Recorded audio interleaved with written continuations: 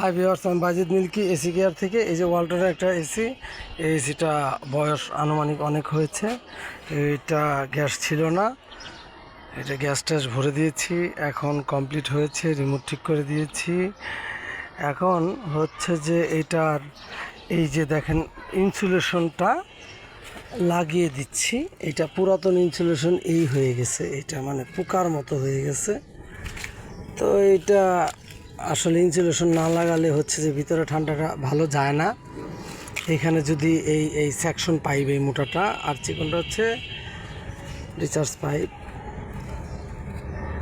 তো যাই হোক, এই সেকশন রিচার্জ পাইপে যদি এই ঠান্ডা হয়ে যায় এখানে, তাহলে ভিতরে ঠান্ডা যাবে না।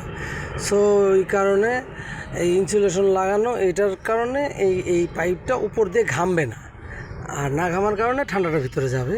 তো এই পুরান পাইপে যে এটা ছিল, তো এই কারণে আমি এটা চেঞ্জ করে এখন এটা লাগাচ্ছি।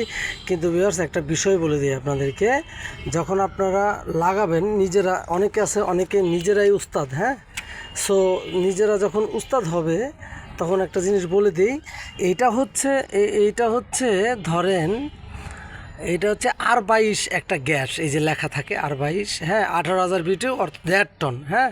তো এই R22-এর মধ্যে অনেক দাম, কিন্তু এই R22-এর ধরেন 1 কেজি গ্যাসের দাম হচ্ছে 2,000 টাকা, তাহলে এখানে আছে 1.5 কেজি, হ্যাঁ। সো আপনি যদি এটা লাগাইতে যান মানে মিস্ত্রি ছাড়া, তো এই গুঁড়াটা কিন্তু অনেক নরমাল, হ্যাঁ। যখন লাগাইতে যাবেন ঘ্যাট করে ছুটে যাবে, আর আপনি আবার এটা তখন 4-5 হাজার টাকা দিয়ে ঠিক করতে হবে।